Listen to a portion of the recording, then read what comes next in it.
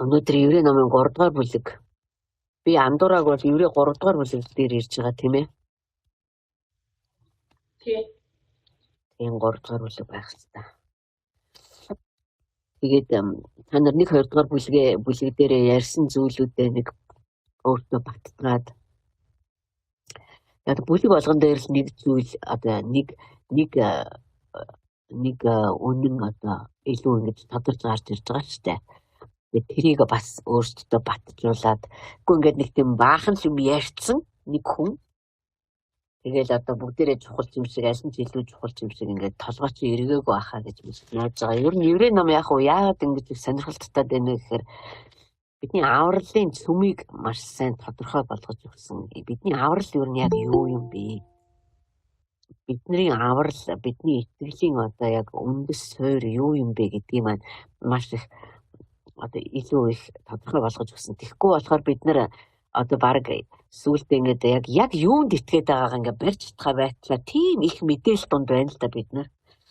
Маш олон мэдээлэл байна, маш олон одоо номлолууд зөндөө байна. Сургалтууд чангалттай явагдаад байна. Тэгэхээр төмөр би Есүс Христэд итгэсэн. Тэгээд миний итгэл үнэмшил, миний амьдрал гоос нь цөм нь одоо юу юм бэ гэдгийг л аюу тодорхой болгож авах юм бол бид нар хүмүүст ч гэсэндээ авралаа тайлбарлаж чадна шүү дээ. Маш олон хүний хувьд хэцүү те. Чи яагаад итгэдэг? Яагаад авралдаа итгэдэг? Юу юм чиний аврал гэхээр амар том бид нар амар их мэдээлэл авсан учраас хаанаас нь хэлхээ мэдэхгүй. Яг юу нь гол болохыг мэдэхгүй. Тэгэхээр Еврей ном өөрөө тэрийг маш тодорхой болгож өгсөн. Тэгээд еврейчүүдэд хандаж бичигдэхдээ еврейчүүдийн одоо авралыг хүлээж авахт нь садаа болоод исэн тэр зүйлсүүдийг хажууд дэш нь тавьж агаад хамгийн гол зүйл бол одоо энэ юм а гэдгийг тодорхой болгож гаргаж ирсэн. Христэд итгэдэг хүмүүсийг яагаад амьтай байдгийг, яагаад ялгуусан амьдрдгийг, ер нь яагаад урагшлаад байдгийг, яах гээд урагшлаад байдгийг гэдгийг маань түлхүүр ерөөсөө л Есүс Христийн загалмайн ажил байгаа байхгүй. Есүс Христ бол миний итгэлийн одоо баатар, миний итгэлийн одоо суурь хад гэж бид нар ярьдаг. Гэхдээ зүгээр л Есүс Христ биш. Түүний хийсэн ажил эцсийн бүлэгт намайг ийм том юмруу оруулсан байхгүй. Тэгэхээр түүний хийсэн ажил дээр бид нар одоо бүх юмаа барьж байгуулж одоо авч явна л гэсэн үг. Тэгэхээр зэрэг маш том юмыг ингэж яаж ийм гайхалтай аргагүй нэг сүнсний ухаанаар ингэж бичиж тайлбарж тавьсан байхгүй. Бид нар тэгэхээр штэ Еврей номыг уншиж байхдаа бид нар өөрсдийнхээ авралын тэр гүн тайлбаруудыг олж харах хэрэгтэй. Би яах гэж аврагдсан? Ер нь яагаад аврагдсан? Аврал гэж яг юу юм? Аврал яг юун дээр тогтдгийг, хин санаачилсан, хин гүйцэлдүүлсэн, хин одоо бүрэн гүйцэд болгоод аваад явж байгаа юм бэ? Бид нар ийм зүйлсүүдийг өөрсдийнхөө дотор маш тодорхой болгох хэрэгтэй. Тэгэх юм бол миний бодоход Христ итгэл бол маш эрчтэйгээр сэргэн эндөө олон хүндэнгийн янз бүрийн зүйлсүүд Христтэй холбоотойгоор яригадаад байсан учраас одоо хүн бүр тэрэн дотроо бүр уучраа олгоо байчаад байгаа байхгүй юу? Бүх юм Христтэй холбоод байгаа шүү дээ. Одоо бол сэтгэл зүй байсан ч гэл Христч сэтгэл зүй гэдэг ингээд одоо бүр яг юу надад хэрэгтэй, яг яах ёстой юм бүр ингээд толгой эргээд. Тэгэхээр 3 дугаар бүлэг дээр болохоор зэрэг би зарим нэг зүйлсүүдийг маш тийм одоо тодорхой биш. Зарим нэг зүйлсүүдийг илүү анхааруулж илүү тэрэн дээр нь анхаарч харъя. 3 дугаар бүлэг дээр. 3 дугаар бүлэг бол богинохон л доо. Гэхдээ гайхалтай юу байгаа. Загвар байгаа тийм ч. Бид нар амьдрал дээр үннийг яаж хэрэгжүүлэх вэ гэхээр загварын дагуу амьдарч ээж. Гэхдээ загвар харагдах хэрэгтэй байхгүй. Загвар байх хэрэгтэй шүү дээ. Ингэж хийдэг юм байна шүү дээ. Ингэдэг юм байна. Бурхан ингэж ажилладаг учраас би тэр загварт нь багтаж орох хэрэгтэй байна. Би тэр загварыг нь хүлээн зөвшөөрөх хэрэгтэй байна. Би тэр загварыг нь дуулууртаа дагах хэрэгтэй байна гэдэг тийм хандлага бидэнд байх хэрэгтэй байхгүй. Тэгэхээр цөмөрөө эндээс Бурхны загварыг тэр загварыг үл оошох юм бол тэр загварыг үл тоох юм бол өөрөөр хэлбэл Бурхны замуудыг үл тоох юм бол одоо юу болох талаар юу болсон талаар цөмөрөө харна. Энд ч Христийн амралтыг ярьж байгаа. Христ өөрөө бидний амралт байхгүй юу? Есүс хэлсэн шүү дээ. Хүнд дарамт ачаа үүрсэн хүмүүсийн над руу хүрээд ирээ. Би амралт ч байна. Яаж амрахыг би зүгээр заагаад өгье. Та нар над руу ирвэл амарнаа. Миний буулга хөнгөх юм. Миний буулга амарх юм. Миний ачаа хөнгөх юм аа. Маш зоригтойгоор хэлсэн байсан.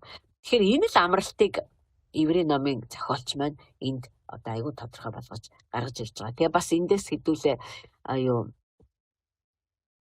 тэр энэ Бурхны амар тайван одоо хаанчлын маш том одоо миний амьдрал дээр хаанчл байгаагийн маш том шинж чанар одоо байгаа шүү дээ. Онцгой чанар юу вэ гэхээр амар тайван шүү дээ. Бурхны хаанчлал бол хэл ярианы хүчинд байдгүй маа. Бурхны хаанчлал бол зөвхт байдал дотор байдаг, амар тайван дотор байдаг, баяр хөөр дотор байдаг, ариун сүнс дотор.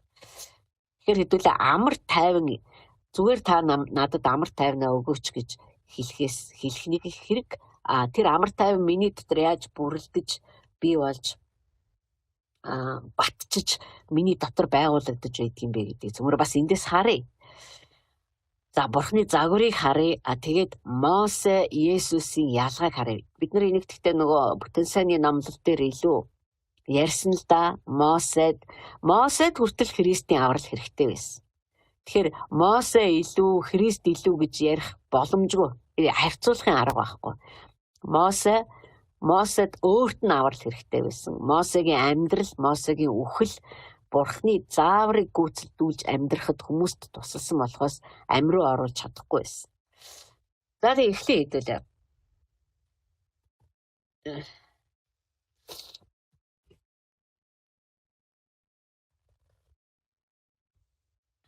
Тиймд Тэнгэрлэг дуудлагыг хуваалцагч ариун ах дүү нараа бидний хүлээн зөвшөөрдөг илч ба тэргүүн дахиж болох Есүсийг бодогтун.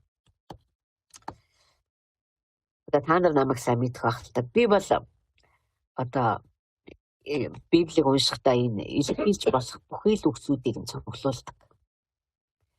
Тэнгэрлэг дуудлагыг хуваалцагч гэж хэлж байгаа нь бол хангалттай биш. Энэ одоо Тэнгэрлэг дуудлагыг хуваалцагч гэж бидний хэлж байна л да. Та ажиллаж байгаа бол сүмд явдаг ахын дүүсээ гээгүй. Эсвэл христчингүүдээ гээгүй. Биднийг дуудсан Тэнгэрлэг дуудлагыг энэ дуудлагаар намайгч дуудсан юм, энэ дуудлагаар сосор ормыгч дуудсан юм, энэ дуудлагаар ариунаагч дуудсан. Энэ дуудлагыг хүлээж авсан хүн болгонд хандаж энэ яригдаж байгаа байхгүй.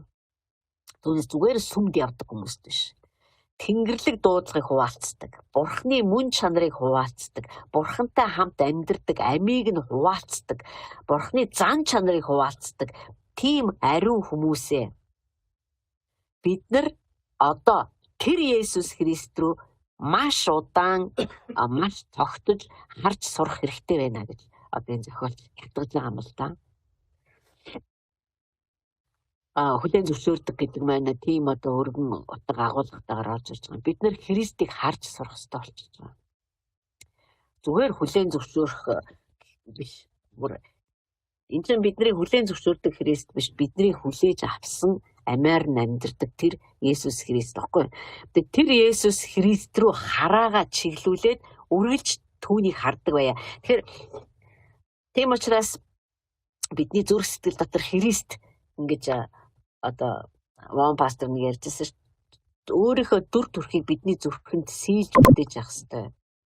Эдгээгч, аврагч, загалмай дээр одоо тэр хүний гим нүглийг өөр дээрээ хурааж цовдлогдож байсан тэр Христ, дахин амьсан тэр Христ, хүмүүстэй хамт амьдарч байсан тэр Христ, хүмүүсийн дотор орж ирэхдээ бүр хамгийн доод хэсэгт нь хүртэл орж ирээд амьдарсан тэр Христ.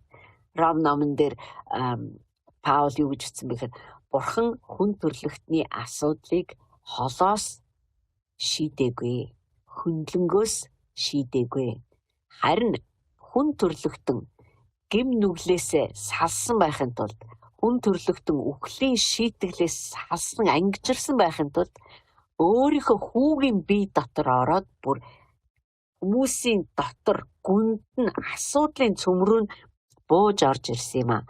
Тэгж тэр бүр ингэж одоо хүмүүсийн дунд амьдртлаа доош ороод тэгээд гэм нүглийн асуудлыг нь шийдсэн юм аа гэж. Бидний бурхан бол ийм бурхан. Энэ миний амьдралд ажилдаг загвар нь. Бурханд ерөөсөө сэжгэлж цээрлэх юм байхгүй. Бид нар бол тэгдэг, бид нар тийм маягтай.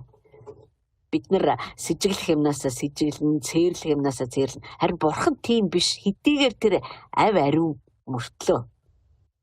Тэр ав ариун бурхан бүр туйлын ариун бурхан шүү дээ. Туйлын ариун бурхан яаж хүн төрлөختнөө орж ирсэн. Тэр арга замыг тэр яаж өөрөө бодож олсон. Энэ өстө бурханы өөрийнх нь л хийж чадах ажил байсан. Тэгэхээр миний амьдралд бас таны амьдралд энэ бурхан хүүгээ илгээгээд бүр дотор нь өөрөө амьдраад Христ дотор бурханы дүүрэн байдал оршин байсан гэсэн шүү дээ. Өөрөө амьдраад бүр хүний одоо зүгээр амьдралын асуудал биш, бүр хүний энэ дотоод мөн чанарыг эвдэж сүртгсэн гмийн асуудлыг нь шийдээд хийсэн байна. Тэг шийдэх хүртлээр 33 жил хүмүүстэй хамт амьдэрсэн. Тэр Христийг хараа л гэдэг байгаа. Тэр Христийг хар. 2 дугаар бүлгийн төгсгөл хэсэг дээр тэр Христийг хэлж ин л да. Бурханд хамаарах юмсад өршөөнгүй итгэмжид тэрүүн дахилж болж хүмүүсийн нүглийн төлөө хэвлэрүүлэлт хийхэд тулд тэр бүх талаараа өөрийн ахын дүү нартайгаа төстэй болгогдох ёстой байсан. Учир нь тэр өөрөө соригдсон зовлон идэж байсан тул сорилтонд орох ёстод тусалж чадна. Энийг би өөр англи библиэс уншмаар байна. Бид нар ямар Христийг харах ёстой вэ?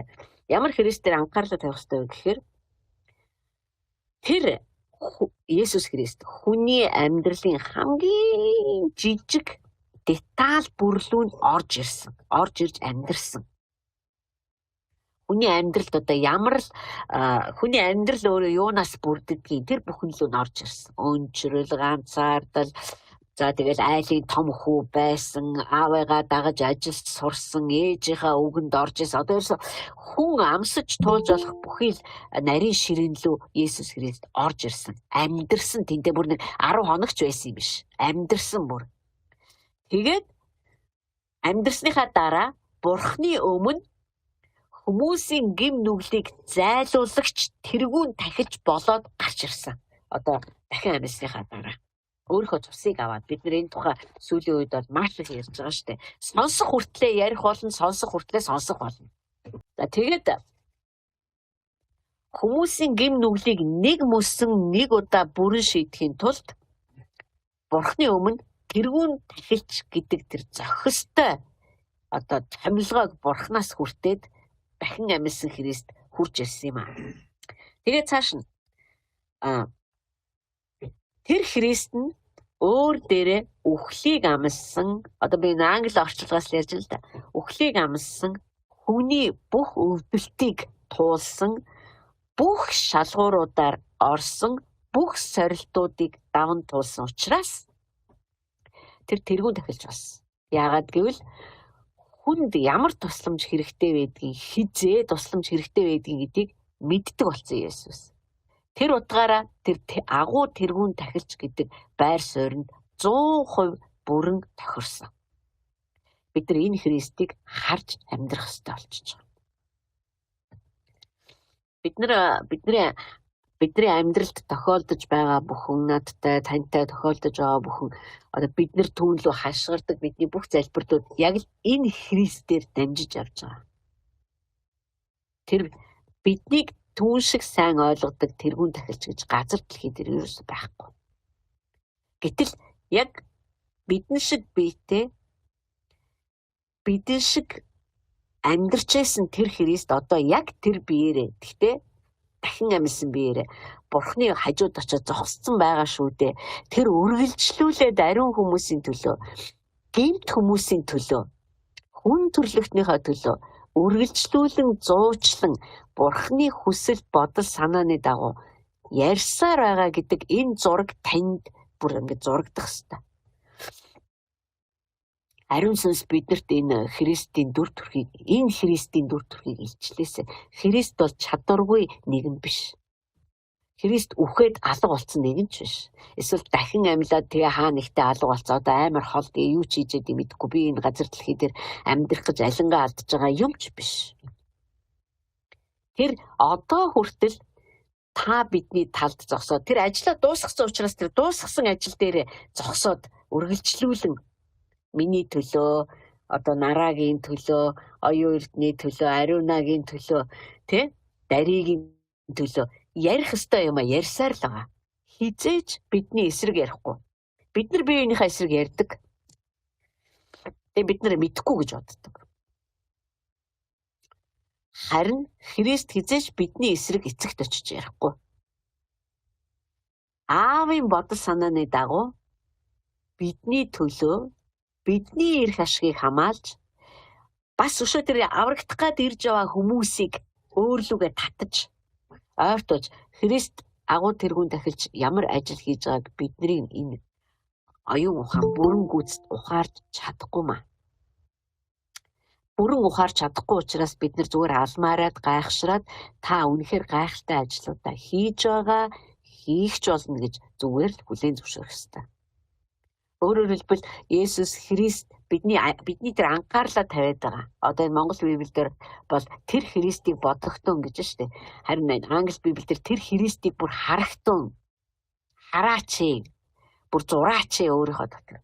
Бидний одоо энийг сүүлийн үед манайхан бид нэр сүм дээр маш ярьж байгаа штэ. Бид нэр итгэдэггүй ахын дүүс одоо сүм дээрээгүй байгаа ахын дүүс хүмүүс гэж санаа зовоод зарим маань бүр өөрийгөө буруутгаал тест яана ингээд биел гэрээсээ ганцаараа сүмд явдаг маа. Босд нь ерөөсөө итгээгүй одоо тэгэл бараг л энэ нь миний буруу ч юм шиг. Би тэгж ерөөсөө бодохоо болсон. Тэр Христ ажиллаа хийж л байгаа. Ганцхан миний хараа тэр Христ дээр байна уу гэдэг чинь асуудалтай байгаа байхгүй. Миний хараа тэр Христийг харж байна уу эсвэл би өөр юм хараад байна уу? Тэр Христ чи яг ямар Христ вэ? Хүний биеэр бидний дунд амьдраад гим нүглийг өөрийнхөө бие дээр үхэлтэй хамт шийтгээд дахин амьлаад одоо эцгийн дэргэд шинэ агуу тэргүүн дахилж болоо зогсож байгаа тэр Христийг харах хэрэгтэй байхгүй. Гэхдээ тэгж чадсан юм чинь тэр бидний авралтай хамаатай бүхнийг хийх болно. Тэгэхээр бид нар зүгээр итгэх ёстой байхгүй түүний ийм ингэж чадсан тэр Христ ингэж хийх болно гэдэгт бид нар итгэх ёстой. Тэр түүнээс бид нар ингээл би ойлгохгүй юм би мэдээж бид нар бусдад үлгэр загвар болж амьдрах ёстой. Би энийг үгүйсэхгүй. Гэтэ үлгэр загвар болсон ч харанхуй хаанчлал хүмүүсийн нүдийг халахалцсан байгаа. Библи хэлсэн шүү дээ. Тэрийг хэн дэж чадах вэ гэхээр бурхан л дэж чадна. Тэгээ бурхан Христ хоёр хамтдаа ариун сүнс хамтдаа зөвхөн сувдаг аварцсан тэгээд амар сайхандаа жарах болоо энээс л байх. Одоо сувдагийн талаас одоо энэ аврагдлаа хангалттай гэж тэр хийжээш тэхгүй бүх хүн үнний мэдлэгт ирээсэ гэж бурхан хүсдэг. За тэгээд цаашаа харъя. Тэгэхээр бид нар түүгээр дуудагдсан гэдэгтээ итгэдэг бол бид нар тэр л агуу ажлыг хийсэн одоо ч эцгийн баруун гар тал зогсоод үргэлжлүүлэн агуу тэргүүн дахилж байгаа ажлыг хийж байгаа тэр Христийг харах хэрэгтэй. Одоо хүн танаас асууя л да чи одоо яг Христийн юунд итгэдэг вэ? Тэр Христ одоо ч амьд бөгөөд миний бас итгэдэггүй чиний авралын төлөө зуучлан ажиллаж байгаа. Би тийм Христэд итгэдэг. Ядаж л бидний хариулт энэ зэндааны байх ёстой шүү дээ. Цаашгаа харъя л да хэвдүүлээ.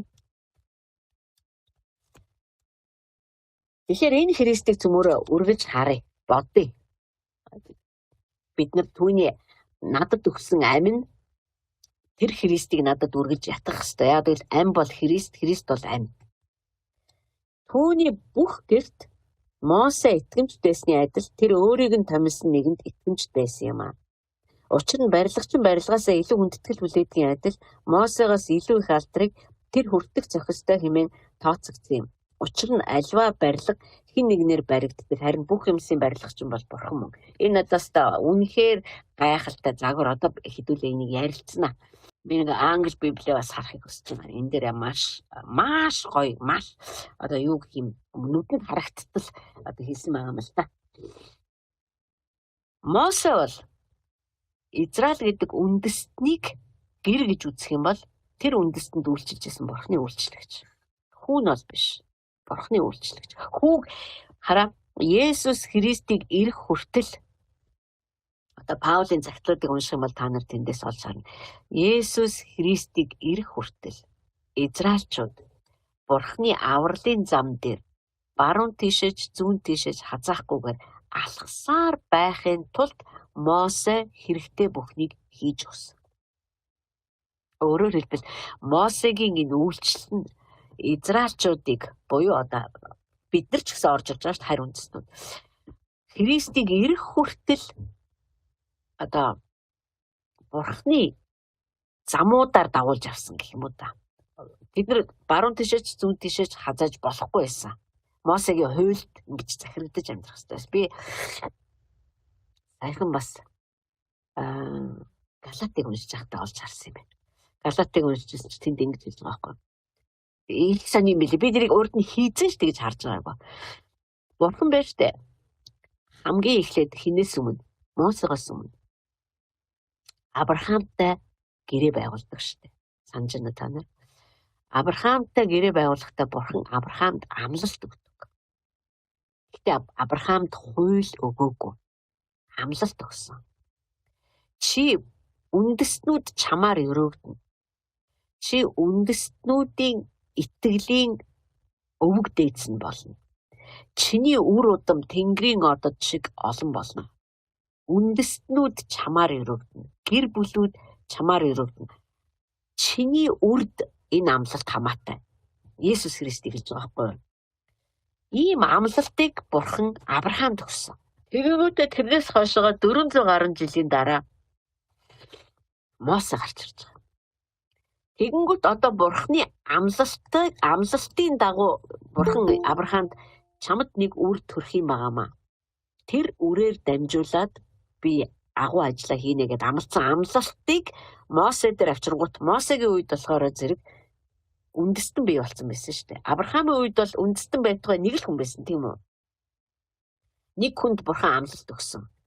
Чамаас би үндэстэнг төрүүлнэ. Тэгээ зогсохгүй чи үндэстнүүдийн одоо эцэг болно. Чамаас төрөх үрд миний аврал байх болно. Тэгэнгүүтээ явсараа байгаад Мосе дээр ирсэн чинь одоо Мосе дээр Бурхан Авраамын амлалтыг бүр нэмэлт хуульчилж гэж байгаа байхгүй бүр хуультай болгож өгч байгаа. Миний амлсан амлалт явсараа байгаад Христ Есүс ирээд биелэхийн цагт биелэх хүртэл хүмүүс яг ингэж явах юм а гэж одоо хууль өгсөн Мосе. Тэгэхээр Мосегийн хууль бол Авраамын амлалтын нэмэлт нь байсан. Одоо хуулийн нэмэлт гэж байдаг шүү дээ. Үндсэн хуульд нэмэлт өөрчлөлт орууллаа. Үндсэн хуульд хавсгалт болгож орууллаа гэдэг нэг тийм хуулийн хэллэгүүд байт юм билээ ч тийм. Түндэ Бакрэ бас энэ тухай бас ярьж ирсэн. Тэгэхээр амлалтан дээр бүр Мосегоор дамжуулаад Израильчуудыг Есүс Христийг ирэх хүртэл та нар яг ингэж амьдрах юм шүү. Би та нарт бүр ингэж одоо та нарыг асарж маллахын тулд бүр Мосегоор дамжуулаад ийм хуулийг өгч чинь та нар энэ хуулиар амьдрах ёстой. Христ ирэхэд харин өөр зүйл болох болно. Тэгэхээр Мосе бол Есүс Христийг энэ газар дэлхий дээр хурж ирэх хүртэл хүмүүсийг Бурханы ард түмэн болгож амьдруулахад хэрэгтэй бүх амийн хуйлуудыг Бурханаас хүлээж авсан. Тэрийг сахиулах, зааж сургах, хүмүүсийг тэр замаар алхуулах. Энэ л бүх ажлыг Мосе хийсэн. Одоо тэр Есүс Христ хурж ирэх тэр агуу тэргүүн тахилчлал, тэгээл тэр тахилчийн үйлчлэл, хүмүүсийн гэм нүглийн асуудал яаж шийдэгдэж байх энэ мэд бүгдээрээ одоо Мосегоор дамжуулаад хуульчлагдсан. Харин энэ чинь Еврей номон дээр юу гэж хэлж байгаа нөхөр Есүс бол Мосетэй адилхан биш ээ. Есүс ирлээ Мосегийн хууль одоо нөгөө хүмүүсийг Христ рүү хүргээд өгсөн учраас хэрэггүй болчихж байгаа байхгүй юу? Тэгээд нөгөө Галаат номдэр тэгдэж штэ. Хүүхдийг насанд хүрээд өв залгамжлаа авах хүртэл асран хамгаалагч нь тэр хүүхдийг авч явдаг юм аа. Хэдийгээр тэр маш их хөрөнгөтэй өв залгамжлагч байгаа ч гэсэндээ насанд хүрэхээс нааш өвөнд одоо өөртөө өгсөн өвдөө гар хүрэхгүй. Харин эсрэгээр нөгөө асран хамгаалагчийнхаа л хараа хяналтанд ор байх хэрэгтэй. Тэгэхээр Мосегийн хууль өөрөө хүмүүсийг асран хамгаалах, Христ рүү очих хүртэл дагуулах тийм зорилготой байсан. Есүс Христ хурж ирснээрээ одоо яасан бэ гэхээр бүх хууль, бүх одоо бүх бурхан ч өөрөө бүхэлдээ бидний дотор ороод ирж амьдрах боломжтой болчихж байгаа байхгүй. Тийм учраас зохиолч нь хэлэхдээ Есүс Христ бол хамаагүй илүү давуу юм аа. Тэгээд ингэж хэлж байгаа юм л да. Мосе түүний гэрт итгэмжтэй байсан. Гэр нь бол бурханд итгэмжтэй байж чадахгүй байсан шүү дээ. Одоо Израиль гэдэг улс маань өөрөө бурханд итгэмжтэй байж чадаагүй. Бид нар Мосегоос хойш ямар бартаатай зам туулж ирснийг мэднэ. Хэрв бурхны аврал өөрөө байгаагүйсэн бол үнэхээр Христийг хүртэл тэд нар явна гэдэгт бол айгүй хэцүү байх байсан. Гэтэ бурхан үнэхээр хүмүүсээ хизээч орхиогүй, хизээч мартаагүй, хизээч хаяагүй учраас Есүс Христийг ирэх хүртэл Мосегийн хуйлд ор тэднийг бүр хадгалж, хамгаалж, одоо тээж, тэрвэрж, үүрж явсараа байгаад Христ хурж ирсэн маа. Харин Христ болохоор зэрэг бидний тухай бас бүтэн сайнны номлол дээр айгүй сайн ярьж ирсэн. Би танд дахиад хэлье.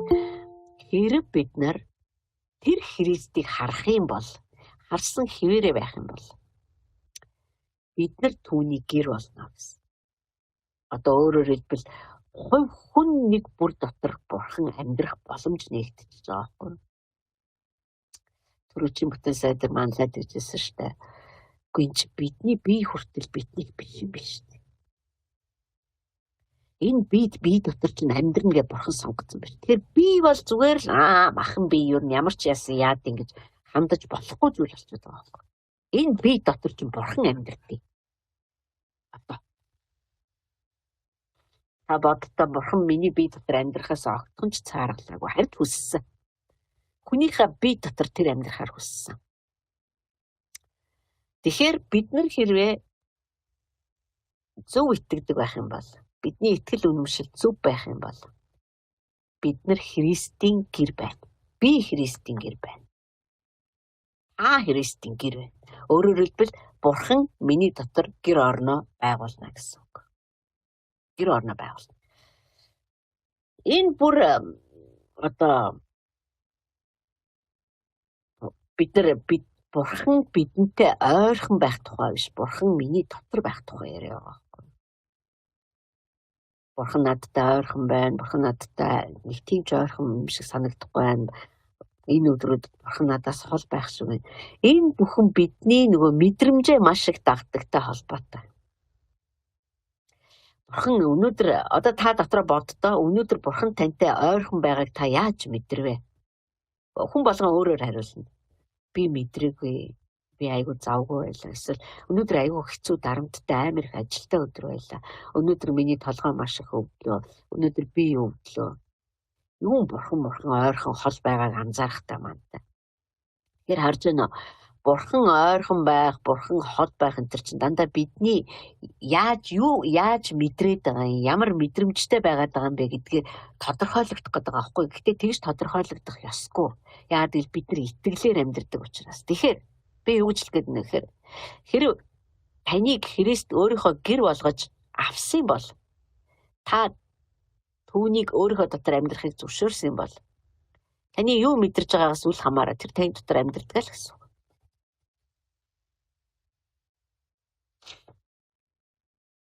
Би одоо нэг балиар хамрын ханаа түрээд одоо ингээд бараг миний хажуудалд байгаа хүн шууд надаас халдмаар юм шиг ийм аймаар байгаа ч гэсэн тэр миний дотор амьдарч л. Тэр надаас гараа явахгүй энэ суудаа ханаад төрчих чи би ариун бурхан учраас би ханаад халтчих магадгүй тэр явахгүй. Эсвэл та тэр өнөөдөр бүтлгүүцсэн байж болно. Би одоо таныг ятгаад байна шүү дээ. Би бас өөрийгөө ятгаад байна. Бүтлгүүцэн байж болно та. Өнөөдөр чи ажил урагшгүй байсан байж болно. Гэсэн чи тэр таны дотор байгаа. Би таныг амин гэж хэлээсэ гэж бодож байна. Надад сонсох халбгүй л дээ. Эсвэл та өнөөдөр туйлын баяртай байж болно. Эсвэл танд өнөөдөр юм дутагдчихэж болно. Эсвэл таны маш том асуудал шийдэгдэх гээд та яаж шийдэхийг мэдэхгүй байж болно. Тэр таны дотор амьдарч байгаа. Ойрхон биш, бүр дотор ч амьдарч байгаа. Бид нар ингэж бодож дасмаар байна. Бид нар ингэж бодож бүр сурмаар байна. Та миний дотор амьдарч байгаа. Хаашаа Давид бүр хэлсэн шүү дээ. Би хаашаа зугдах юм бэ танаас? Би бүр оддын дээр ороо зассан ч та тэнд байх л шүү. Би бүр үхэгсдийн оронд гүний гүнд ёроолд начаад би гівтсэн чигэл ороо зассан чигэл та байх л шүү. Танаас зугдах газар гэж юу байхгүй байна. Тэгэхээр тэр хүн чинь бүр хол ойрд байх тухай биш, бүр зүгээр тэрнээ бурхнаас хүн зугтна ямар ч боломжгүй гэдгийг ямар амар сэтгэлгээ вэ манайхаа. Тэгж бодохдохгүй юу та нар. Тэгэхээр би таныг өнөөдрийн энэ Библи судлалын дараа үнэхээр бурхантай яриасаа гэж хүсэж танд баярлалаа. Миний дотор байдагт баярлалаа. Энэ миний ямар мэдрэмж мэдрэгдэж байна. Би өнөөдөр наастартай байна уу, наастаргүй байна уу? Эрүүл байна уу, өвдөлттэй байна уу? Эсвэл одоо тий ямар байхаас үл шалтгаалаад хин нэгэндээ хэрэлдэж муудалсан байна уу? Сэтгэл өвдөж байна уу? Баярлсандаа хөл газар хүрэхгүй явна уу? Эсвэл одоо ямар байгаас үл шалтгаалаад Есүс Христ би таны гэр юм. Та хүндээ ингэж ойртохоос илүү яаж ойртох юм? Хин тань шиг надтай ойрхон байж чадах юм бэ? Хин Христ шиг тантай ойрхон байж чадах юм? Хин ч чадахгүй. Үнэн шүү. Би ч тантай хүсээд тийм ойрхон байж чадахгүй. Харин тэр миний дотор, тэр бас таны дотор амьдардаг юм а. Энэ бол үнэн. Хүний амьдралын үннүүдийг залгих үнэн бол энэ байна. Өнөөдөр бидний амьдралд янз бүрийн манай нийгэм маань өнөөдөр ороо босгоо байгаа. Үнэ. Өнөөдөр бид нэр одоо нэг балга бензин олж авахын тулд одоо бүр гачи юм болж байна. Энэ үнэ. Энийг би худлаа гээгүй. Гэхдээ Есүс Христ миний дотор амьдарч байгаагийн хажууд энэ юу юм бэ? Манайхаа тэгэхээр бидний дотор бидний энэ толгойн доторх Христийн оюун бодол маань ингэж ажиллах хэрэгтэй байна.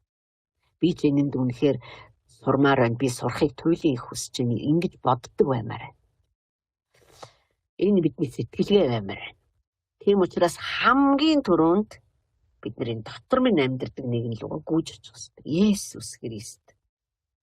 Энэ асуудлыг шийдэх хэрэгтэй байна. Тэрдээ тэр таныг наад асуудлаа шийдмээр л энэ чи хизээ нэг шийдэх хэрэгтэй байна гэдээ над руу гүйж ирэх юм бол тэгээ хараад байж байгаа.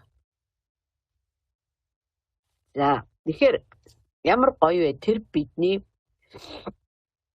бидний агуу тэргүүн тахилж болоод эцгийн баруун гартал зогсохгүй. Миний дотор амьдарч шээ. Хаач авсан. Монголд ингээ байж яснаа маргааш нь онгоцон цугаад Солонгос явсан. Тэгэл доторч юм байж лээ. Солонгосоос цаашгаа Шинэ Зеланд явсан. Тэгэл таны дотор байж лээ. Хойд туйл руу нисээд очсон. Тэгэл таны дотор байна. Би таныг дахин ингэж хэлээд байгаа. Цөмөрө бүр яг ингэж бодож сурья. Мэдрэмжээ бити хар. Мэдрэмж бол үнэхээр найдваргүй. Өнөөдөр сайхан байна, маргааш онцгүй байна, нөгөөдрөөр ухмаар санагдана, нөгөөдрийн маргааш нисмээр санагдана. Янз бүр болно бидний мэдрэмж, бидний сэтгэл хөдлөл бол үнэхээр ороо босгаа. Нийгэм яг бидний сэтгэл хөдлөл дээр маань ингээ хөгжим тоглож байгаа юм шиг тоглож байдаг. Харин хараагаа тэр Христ дээр тавих юм бол тэр Христ миний дотор амьдарч байгаа. Бүр зангуу мэт энэ гэж байгаа шүү дээ. Цаашгаа.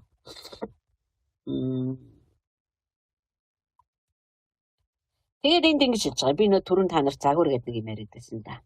Тэрэнд юу гэж байна гэхээр гинтхэн еврей номын зохиолч маань үргэлжлүүлээд ингэж ярьж байгаа. Христ бид нар Христийн гэр болж гэр байж чадах юм аа. Христийн байшин, амьдардаг байшин байж чадах юм аа. Христ тэр гэрийн одоо миний барилгачин болж байгаа. Тэгж л та. байшин болгон ямар нэгэн хүнээр баригдсан байдаг. Барилгачнаар баригдсан байдаг. Гэснээ харин бүх юмсын барилгач нь Бурхан өөрөө юм а гэж. Ойлгож байна уу? Тэгэхээр би юу гэж бүр томруулж юу гэж хэлэх гээд байна гэхэд Есүс Христ миний дотор амьдарч байна. Есүс Христийн өөрийнх нь залбирал байгаа. Иохан номын 17 дээр Аава та миний дотор би таны дотор байдаг шиг миний хүмүүс бидний дотор бид түүний дотор байгаасаа гэж би танаас хүсэн залбирч байна гэдэг. Тэгэхээр миний дотор амьдардаг Христ би миний амьдрал бүгдээрээ Бурханаар баригддаг. Яг л Бурхан бүх юмсыг барьдаг. Есүс Христийг хэн илгээсэн? Есүс Христийг хэн Мариягийн хэвлэлд бүрэлдүүлэн бий болгосон? Есүс Христийг аврагч болгох бүх стратегийг хэн боловсруулсан? Бүх юмсын барилгач нь Бурхан өөрөө юм гэж. Англи хэлээр бүр ингэжсэн байгаа. Бурхан бүх юмсыг барилгачин мэт барай зогсохгүй бүх тавилгуудыг нь байршуулдаг. Одоо ийм гэсэн. Одоо жишээлбэл бид нар ингээд байшин барьдаг ч юм уу эсвэл одоо ингээд шинэ орон сууцнд орё тийм ээ. Тэгэхээр бид нар яадаг вэ? Шинэ орон сууцнд ороо байшинтай олчлоо болоо гэж шалан дээр гихтэд өгдөг шүү дээ. Бид нар яадаг вэ гэхээр доторхын бүрэн тогтжуулдаг. Тэ? Галт тоогоо яаж тогтжуулах вэ? Гэхдээ бид нар бүрэн тогтжуулдаг. Одоо галт тоогоо гэхтэл галт тоогооны тавилга ямар байх юм? Ямар хөргөгч байх юм? Одоо хүнд хэрэгтэй бүх юмыг тэнд бүр туйлын нягхуур сонгож байршуулдаг. Арзэтг нь хаана байх юм? Ямар унтраалгатай байх юм? Хідэн арзэтг байх юм? Ямар туузан гэрлүүд байх юм уу? Байхгүй юм уу? Ямар стакан, ямар аяга, ямар брендийн, ямар одоо шил шаазан эдлүүд байх юм? Бүгдийг бид нар унтлагын өөрөө ямар байх юм? Хувцсны минь өөрөө ямар байх юм? Оронгууд үүдний өөрөө яг ямар байх юм? Тэр үүдний өөрөө тэгэл тэр чин бахара нөгөө тавилгууд чинь ингээд сантиметртайгаа, миллиметртэйгээ, метртэйгээ ус орох хоолойнуудын хоорондын зай, тэгэл таглаа, бөглөө, карант одоо ингээд нүсэр юм байдаг үстэй манайхан. Гэхдээ бид нар энийг нүсэр гэлтгүү туйлын нямба яг л дотор нь би амьдрах гэдэг шүү дээ. Туйлын нямба сонгож одоо тавьдаг. Тэгээд ингээ бүрэн дуусаж эхлэнгүүт тийм учраас бид нар заримдаа байр майранд орчоод ч юм уу байшин барьчаад ч юм уу их удаан тогтчихдог. Яа тэгэл одоо олон зүйл хүлээгддэг, зарим захиалгууд маань ирдгүү, зарим сонгосон юм маань олддгүү гэх мэтлээ. Хөшгөл гэхэд бид нар яаж сонгож авдаг вэ лээ дээ. Тэгэхээр би юу гэж хэлэх гээд байна гэхээр Бурхан Христийг миний дотор оруулсан тэр Бурхан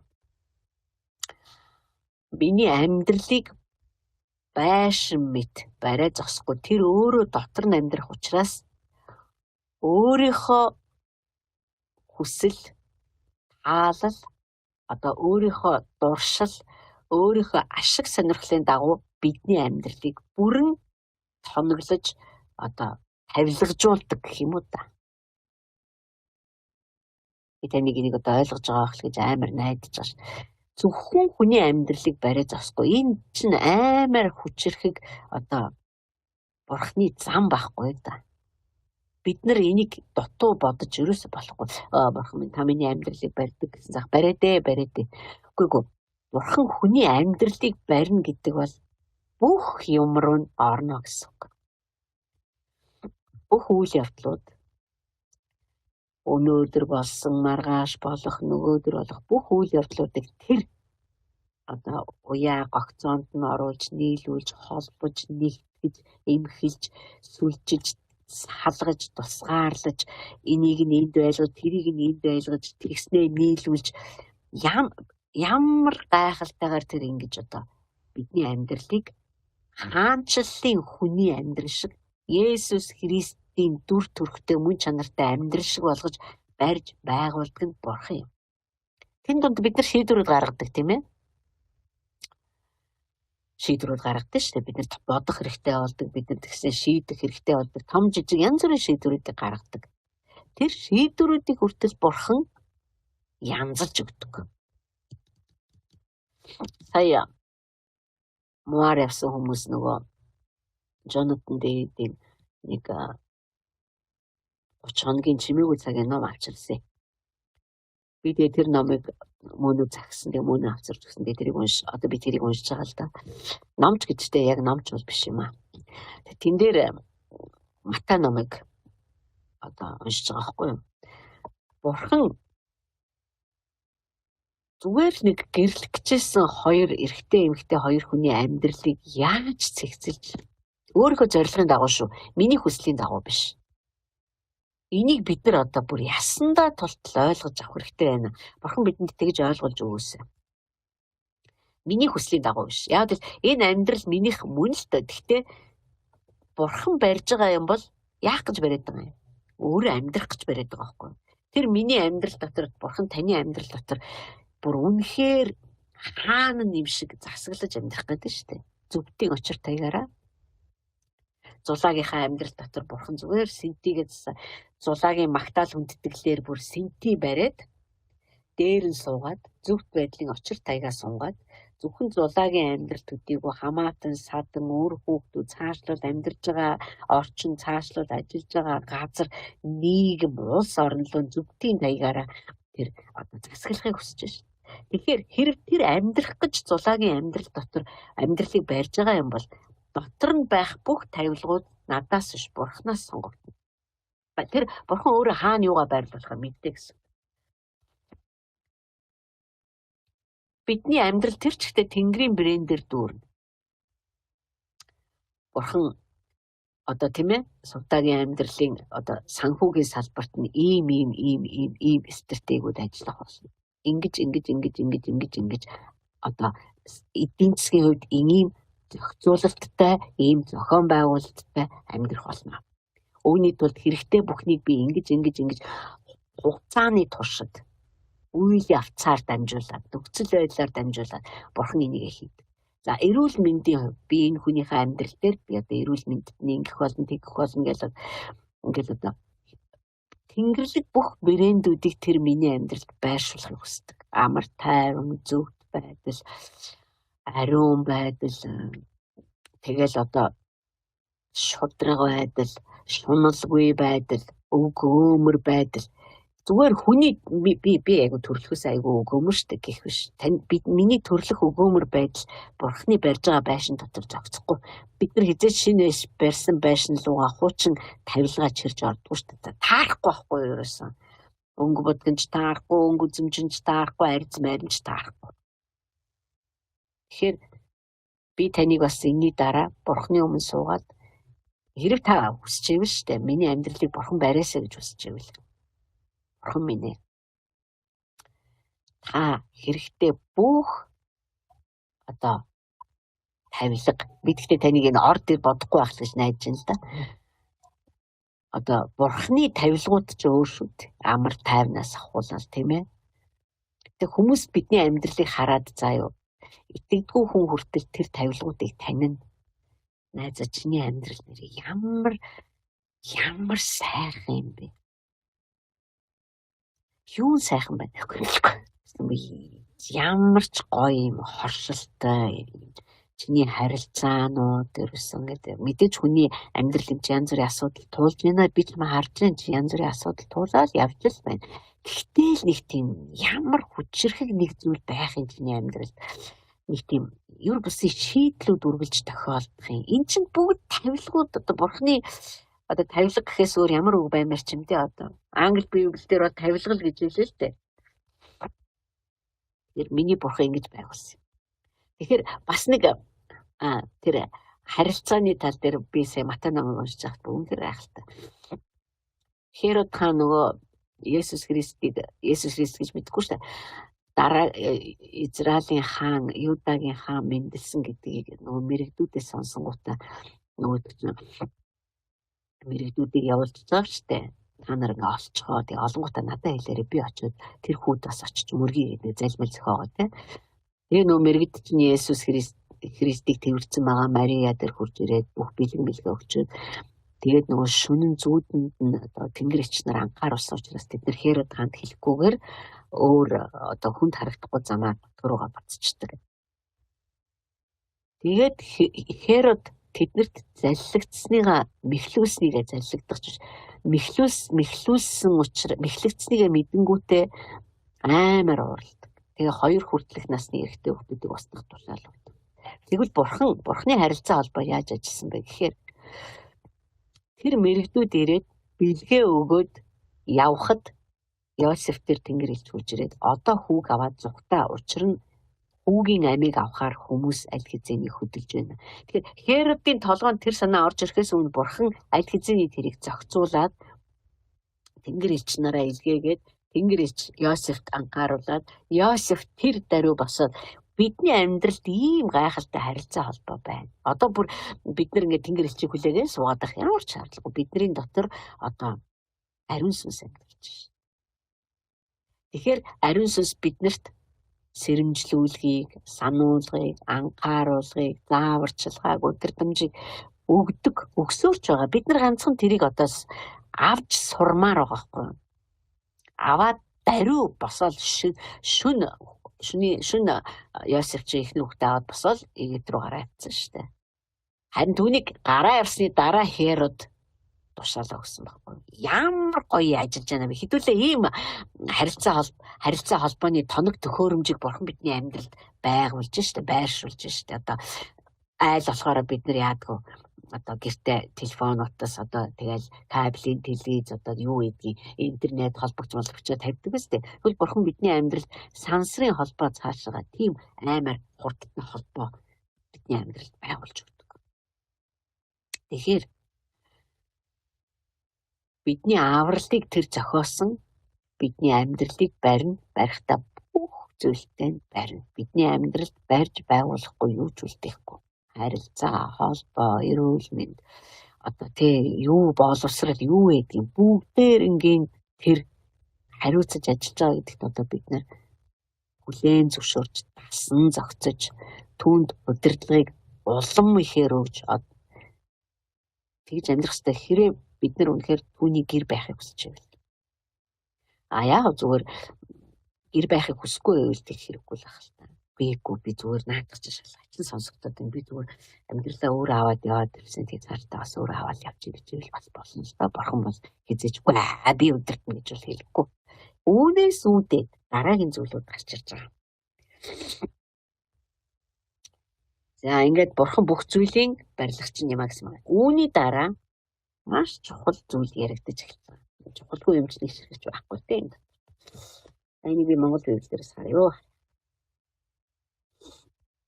7 тиймээс ариун сүнс хэрэг өнөөдөр та нар түүний дууг сонсох аваас сүлдөх сорилтын өдөр уурлуусны адил та нар зүрхээ бүх хатуу болгоо.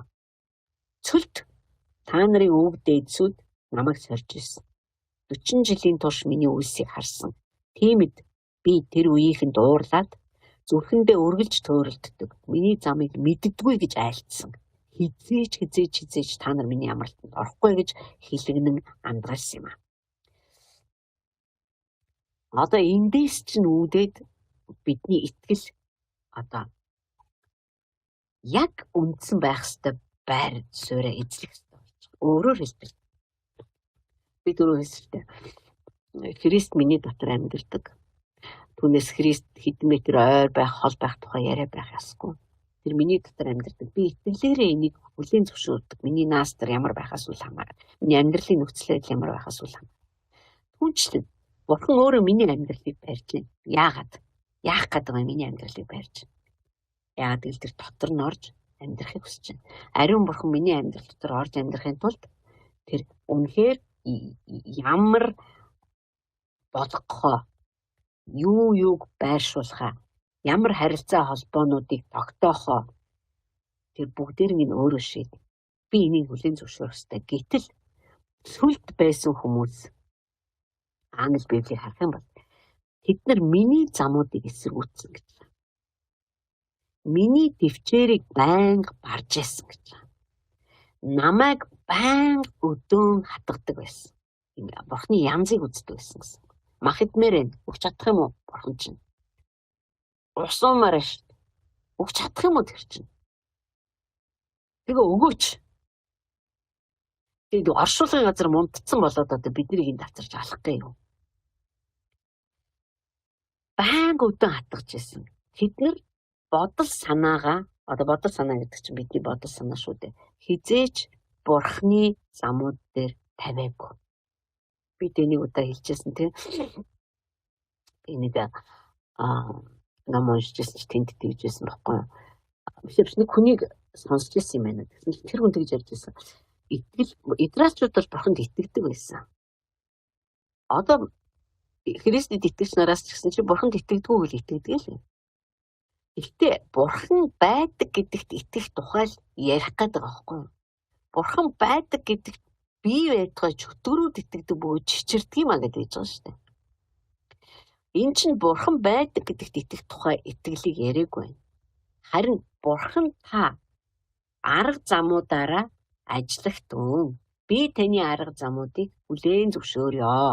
Одоо Марияг Тэнгэр ич хурж ирээд чи одоо ингээ Бурханы хүүг төрүүлнэ гэж хэлсэн. Тийм чинь Мария хэлдэггүй би эрэгтэй хүнтэй унтаж үзээгүй би яаж жирэмсэн болох юм бэ?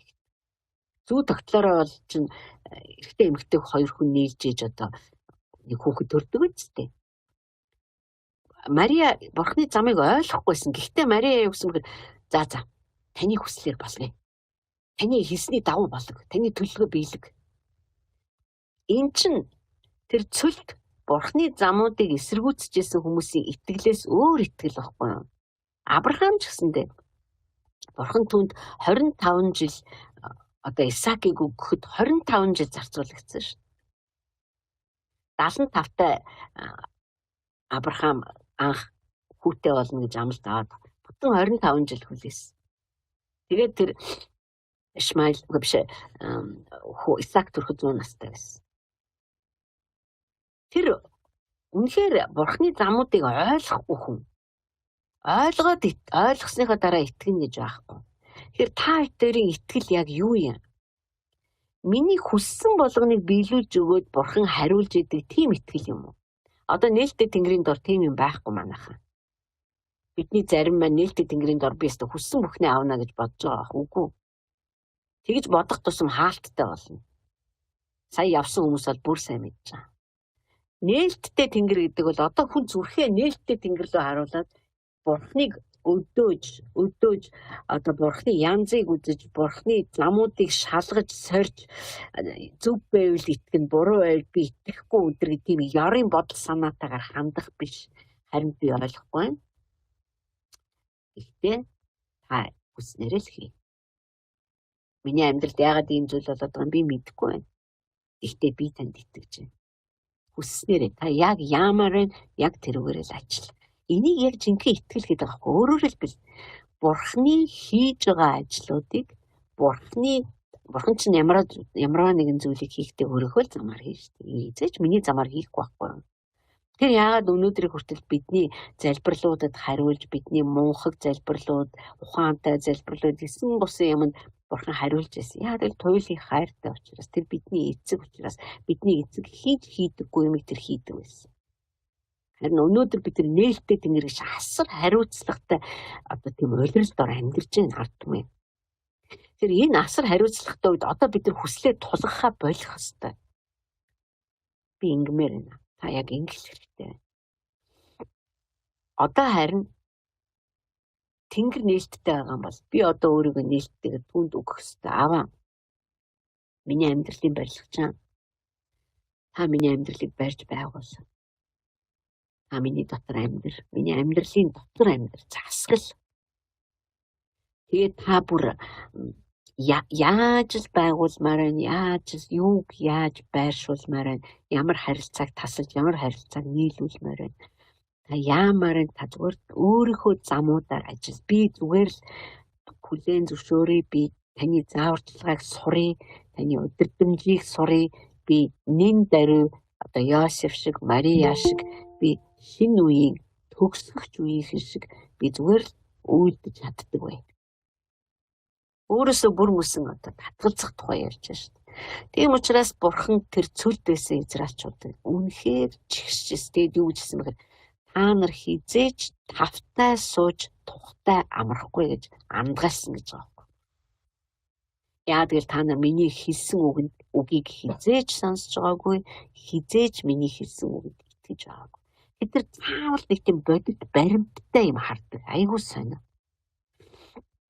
Уул нь бол улаан тэнгис харах одоо тэнгис ярагдж байгааг израилчуудаас өөр харсан үндэстэн байхгүй шүү дээ. Цунамид нэрвдэж сүрсэн тийм л одоо хот босгодууд байдаг баг. Түүнээс улаан цаг өмнө нь ингээл тэнгис ярагдаад хүмүүс хуурай газар дундуур ингээл өхөр малаа үр хөвгтөж ирээл хатлаа явж исэн түүх өөр хаана байгаа бэ? Гэтэл тийм бурхныг дахиж сорно гэдэг бол энэ тэгэд Еврей номон дээр энэ англи библиэр байдаг л та нарын зүрх сэтгэл чинь маш их хорслоор дүүрэн юм. Тэрслүү бас хорсолтой. Тэгээд дээр нь оюун санаа чинь над дээр ерөөсө төвлөрдгүү гэж байгаа байхгүй юу? Бодол санаагаа над дээр төвлөрүүлдгүү. Исая номон дээр байдаг л та. Хиний дотор бурхан зүрхийг нь амар тайвнараа хамгаалдаг вэ гэж бодол санаагаа бурхан дээр төвлөрүүлдэг хүний зүрхийг нь бурхан амар тайвнараа хамгаалдаг. Тэр энэ чинь заавал нэг болцол аваад байгаа юм. Тэр та миний дотор амар тайван гэдэг Тэнгэрийн брэнд одоо тавигдаасай гэж та хүсэж ивэл байгууллагдаасай. Амар тайван хэрэг та нар бурхны амар тайвныг мэдэрчээсэн бол ер нь бол гадаад нөхцөл байдал миний яамар байгаагаас үл хамаарж тэр амар тайван өөрөө намайг мэдж барьж идэв шүү дээ. Та нарын ихэнх чинь энийг мэдэрсэндээ би бол мэдэрсэн. Би ингээд одоо хүнийхээрээ бол би бүр орилол уйлал гашгараал зөвхөрөөлж харалмаар байтал яахааргүй намайг нэг юр бус амар тайван ингээд яг хэвлэлцэн байдаг. Тэр надад туйлын тааламжтай. Би тэр амар тайвантай ерөөс зодтолж нацалддаг. Бид нар хэрэг бодол санаагаа бурхан дээр төвлөрүүлнэ гэдэг маань өглөө оройгүй Библи уншаад ин гэсэн үг огтоосоо биш. Нөгөө л Христийг харах тухай. Нөгөө л миний дотор амьдрэх тухай нь бодох тухай. Нөгөө л миний амьдралыг барьж байгуулж миний ойлгохгүй, миний ухаан хүрхгүй арга замуудаараа ажиллаж байгаа гэдэгт нь итгэсээр байх тухай. Итгэмээргүй үед ч итгэсээр байх тухай. Одоо Авраам шиг одоо 75 наснаас хүүхэд хүлээсээр хагаад одоо бид нэр өвийн тухай сая ярьсан шүү дээ. Энэ чинь тэр өвийн нэг хэсэг байхгүй юу? Тэр хүлээлтийн 25 жил бол Авраамд хүүхэдтэй болох хүчийг өгсөн байгаа байхгүй юу? Хүлээлт бол өөрөө хүч шүү дээ. Бид нар бол хүлээхт амар дургу бид нар. Бидний залбирал хүртэл нэг тийм тулган шаардсан маягтай. Та яг одоо тэгээж та бушуухан ингэж та өчиг түргэн ингэж бушуулаач гэж юусэн. Тэгээд бурхан одоо миний хийсний дагуу сандраат бушуулах юм ааш. Тэгэх тусмаа биднийг тэр удаа. Тэгэхээр түүний замуудыг хүлээн зөвшөөрөх нь итгэл мөн. Түүний хинбэ тэгэхээр бурхан байдаг гэдэгт итгэхээс илүү бурхан хинбэ гэдэгт нь итгэх тухай яригадаад байгаа байхгүй юу? 11-р бүлэг бол тэр чигтээ итгэлийн тухай ярьж байгаа шүү. Тэр хийн лав би биш. Лав миний аав ээж биш. Тэр лав хүн биш. Тэгэхээр арга замууд нь лав хүнийг шиг биш. Лавтай минийх шиг биш. Би энийг хүлээн зөвшөөрч байна. Та зүгээр хүсснээр амьдр. Одоо миний дотроос хашгирж байгаа одоо нэг залбирал бол энэ л бурхан минь та хүсснээрээ л бай. Бид нэр бурхныг бурхнаар нь байлгах хэрэгтэй. Эсбөгөөс бид нар яг энэ цөлд үхсэн израилчууд шиг болно. Энэ израилчууд бол мэдгүй би зүгээр яагаад ингэж зүрх сэтгэл нь хорсолтой одоо тий нэг тийм үзэн ядалттай байсан. Эсвэл магадгүй 400 гаруй жилийн турш нөгөө боолт дотор байсан. Тэгээд бурхан биднийг хайцсан гэж маш их боддог байсан болов гэж дотроо бодсон л доо. Ямар ч байсан зүрх сэтгэл нь маш их хорсол, гомдлоор дүүрэн дээр нь оюун санаа бурханы замууд дээр өрш төвлөрдөг. Дандаа өөрсдийг өсдөг. Бүр ингэж байгаа штэ. Энэ заваан манна гэж эзсээр залхаж байна гэж байна шүү дээ. Гэтэл бурхан тэдэнд зүгээр нэг заваан жанхуу шиг юм өгөөгүй байхгүй. Тэнгэрийн хоолоор хүн хоолсон биш үү? Тэгэхээр ингэж анхааруулахаас өөр яах. Энд бас нэг чухал хүчин зүйл бол өнөөдөр гэж ярьж байгаа. Өнөөдөр тэр хараа бурхан биднэр лөө ярихдаа шин зүйлүүдийг ярьдгүй. Харин яг өнөөдөр миний сонсох ёстойг л хэлж өгдөг. Түс бидний сонсож байгаа одоо миний ярьж байгаа зүйл чи танд шин биш шүү дээ. Ер нь бол байсан л зүйл шүү дээ. Би ч нэг тийм шин нээлт хийгээгүй шүү дээ. Зүгээр л бид нэр өнөөдөр над руу ярьж байгаа. Тэгэхээр бурхны үг бол муарт байхад бидний конференц сууж хат гэдэг. Now гэл. Now word гэл яг одоо хэлэгдэж байгаа үг гэл. Тэгэхээр бид нар заахах би маргааш ойлгочих واخ уу. За би нэг жил явсны дараа бол ойлгоно. За ер нь бол дараа сараас л эхлэе. За одоо би өстө нэрээ ерөөсө дараа жил мууар яваад тэгэл эхлэе. Бити тэгж бодоо гэдэг шүү дээ. Яг өнөөдөр яригдчихл байгаа бол яг өнөөдөр л хий. Яг өнөөдөр л хүлээж ав. Яг өнөөдөр л юм байна гэж байр. Маргааштай зориулсан үгчин чам дээр өөр ирэх бол. Хэрвээ Йосеф яг одоо хүүг аваад ээжтэй хамт яваа. Амь насанд аюул учирлаа гэж хэлж яхад үгүй одоо би энэ жоохон тийхэргээ.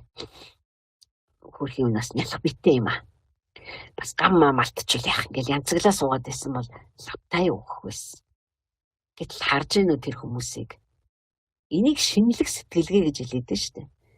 Зүгээр даруй босоод зүгээр тэр даруй босоод за юмаа бид явах хэрэгтэй гэж бид надад цай анхаарууллаа бурхан аюул учирч байна. Бид нар гурлаа явах хэрэгтэй боллоо. Яа тэр нөгөө мэрэгдүүд ч хурж ирэхтэй баахан бэлэг өгсөн шүү дээ.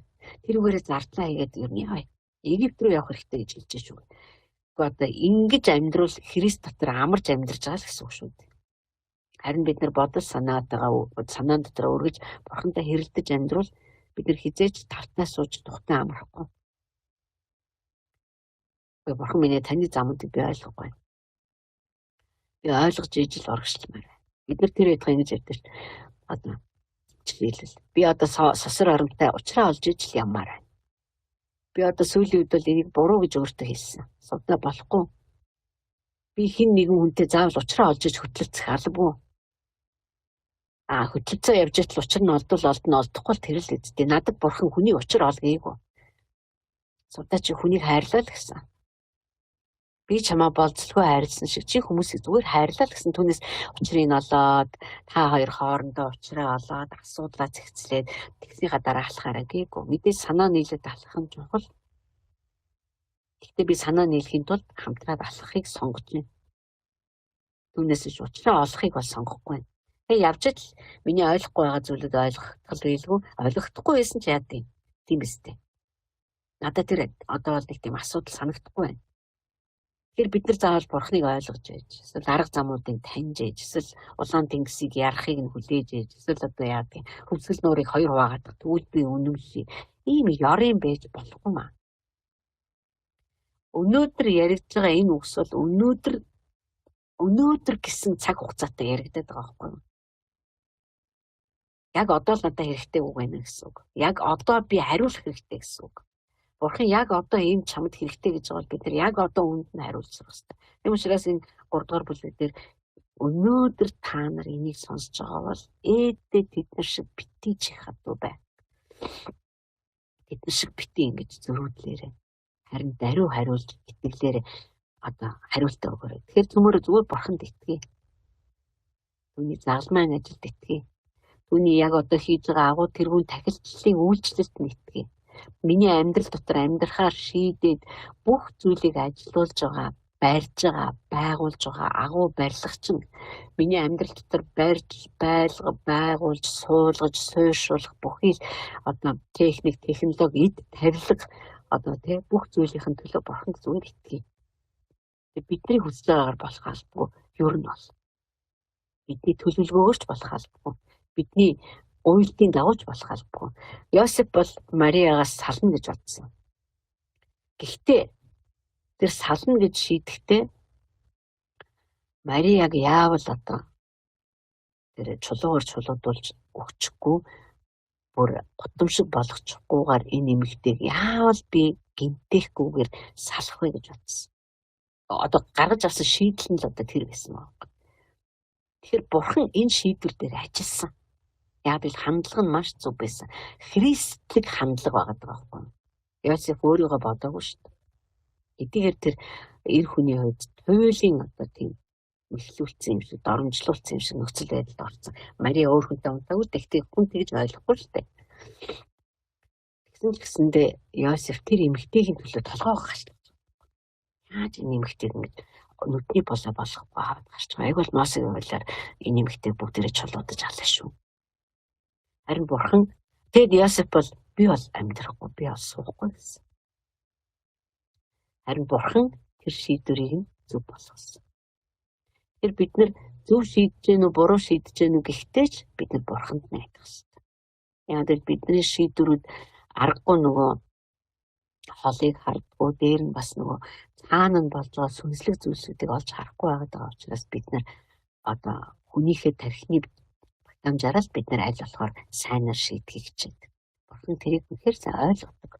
Тийм учраас тэр бидний шийдвэрийг зөв болгож чиглэлийг нь өөрчилж ингэж одоо голдролыг нь өөрчилж ингэж одоо засаж өгдөг гэх юм уу.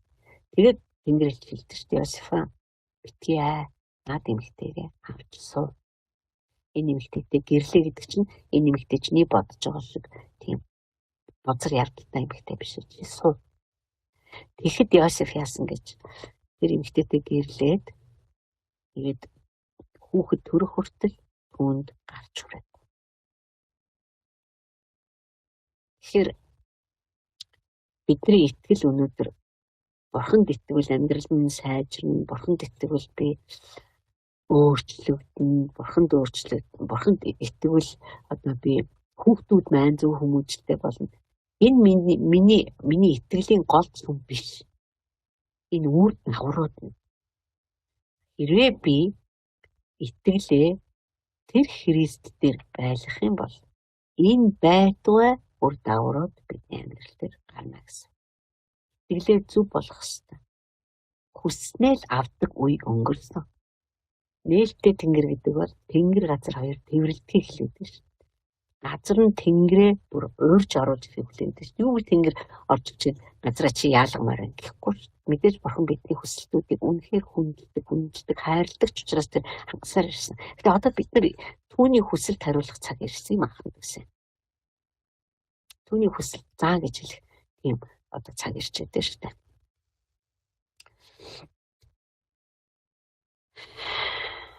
Тэгээд цааш нь үргэлжлүүлээд бас яг адилхан зүйл ярьсан. Тийм учраас би бинийгээ ч гэсэндээ яг өнөөдөр хэлэгдэж байгаа юмаа гэж ятг синхрол төөрөөд явчих вэ, замаасаа гарчих вэ. Гмийн мэхлэлээр төрчих вэ. Гим ч нөөрэ бидний лөө би гим нүгэл байна гэж орж ирэхгүй шүү дээ. Мэхлэн гэсэн. Би бурханд итгэдэг. Харин яг энэ итгэл байна уугүй юу? Яг энэ итгэл одоо яг тэр Христ төвтэй Христ рүү харсан, хандсан тэр итгэл надад байна. Түүний замуудыг хүлээн зөвшөөрч гинөө би. Бурхныг бурхнаар нь байлгахыг би хүсэж байна уу? Миний дотор хорсол байна уу? Миний дотор гомдол байна уу? Харин итгэл минь зөв байх юм бол бурхан бидний гаргасан хамгийн буруу шийдвэрийг зөв болгох. Тэр болгох ч болно. Тэр бидний амьдралын төлөө хариуцлагатай. Бид нар л одоо амьдралынхаа төлөө туйлын хариуцлагагүй хандаад байдаг болохоос бурхан бидний төлөө хийж болох бүхнийг хийдэг. Туйлын хариуцлагатай. Тэгэхээр хэдүүлээ нэгэнд тийм гайхалтай амралтын эзнийг олсноос хойш түүний дотор тавтай амарч, тухалж, сууж, амьдарч сурах хэрэгтэй. Эсбүгээс бид нар яг тэр цүлд өгсөн хүмүүс шиг болно гэж бидний химэнч ийм амар юм дотор ороосоо гэж би үнэхээр хүсэхгүй байна. Би залбирмаар байна. Одоо өнөөдөр ингээд сонсоод сууж байгаа. Тэгээд энэ бичлэгийг энэ жижигхэн одоо Библи судлалыг тавихад сонсох бүх хүмүүсийн төлөө би бас өөрийнхөө төлөө Бурхан руу хандаж, эцэгтэй хандаж үнэхээр ярихыг хүсэж байна. Яг ийм итгэлийн цөм, ийм итгэлийн хад бидэнд байгаа нь үнэхээр гайхалтай. Энэ үнэхээр хамаг айдсыг зайлуулж байна. Хамаг санаа зовнилуудыг зүгээр л байхгүй болгож байна. Бидний харааг засж байна. Төвлөрүүлж байна. Бидний одоо үг сонсох төр сүнсний чихийг мэн маш хурцлж өгч байна. Биднийг маш их нухацтай төлөвшөлт рүү татж байна гэж би харж байна аваа. Бидний төлөвшөх ёстой. Бид нар хүссэнээ авдаг хүүхэд байхаа болох ёстой. Бид нар өөрсдийнхөө хүслийг, замуудыг танд тулгадаг тийм муухаг балчир хүүхдүүд байхаа болох ёстой. Бид нар Тэнгэр рүү өөрсдөө нээх ёстой. Нээлттэй Тэнгэр рүү нээх ёстой. Тэгээд бид нар таны бүх замуудыг өөрсдийнхөө амьдрал дээр хүлээн зөвшөөрөх ёстой. Өнөөдөр миний амьдрал дээр, өнөөдөр энд байгаа хүмүүсийн амьдрал дээр бидний хүссэнчлэн юмс явагдахгүй байсан ч зүгээр. Яг л танд итгэж байна. Та бүх юмсын барилгач чинь. Та хүний амьдралыг барьж байгаа. Хүмүүсийн амьдралыг хооронд нь нийлүүлээд барьж байгаа. Та үндэстнийг барьж байгаа. Монгол үндэст нь танаар баригдаж байгаа шүү. Мэдхгүй л байгаа болохоос шүү. Харин бид нар мэдчихэв.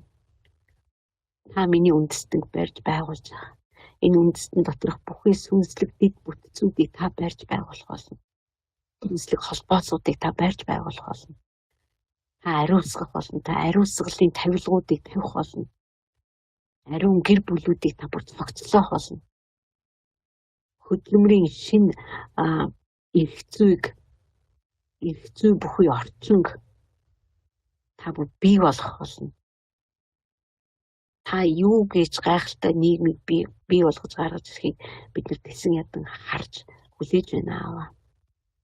Тиймээс бидний бүх итгэл найдвар загалмай дээр ажиллаа төгс дуусгасан одоо эцгийн баруун гар талд бидний талд зогсдог хууль ёсны өмгөөлөгч, албан ёсны хуульч болчихсон байгаа Есүс Христ дээр нь бүр амьдралын баталгаа болгоод бидний дотор өгсөн ариун сүнс. Энэ бүхний улмаас бид нар үнэхээр амар тайван байхаас өөр ямар ч гарцаал. Энэ амар тайвны төлөө таньд талархаж байна. Таны энэ юргсэн итгэмжтэй байдлын төлөө талархаж байна. Харин та одоо бидний тийм болгооч. Одоо бид таны гарт өөртөө өгж байна. Одоо бид нар ялах байхаа үнэхээр залхаж байна. Ялах баймааргүй. Одоо бид нар том болмоор байна. Том хүмүүс шиг бодож сэтгэж Бурхны хөвгүүд, Бурхны охтууд гэж бүр та бахархалтайгаар биднийг дуудасаа гэж хүсэж байна. Энд баярлалаа үргэлжлүүлэн яриач аваа. Өөрийн охтууд хөвгүүд рүү үргэлжлүүлэн яриач. Үргэлжлүүлэн та биднийг бүтээгээч. Үргэлжлүүлэн бидний амьдралыг эмхэлж зэгцэлж та зөвхтийн тавилгуудаараа чимээч. Тэгээд алдаршаач. Та мэдээж хөвгүүд охтуудтайгаа хамт алдаршна. Тэгтэл бид нар таныг алдартай бурхан гэж дуудах болно. Тэгээ би энэ бүхнийг эзэн Есүс Христийн нэрээр ярьж байна. Амен.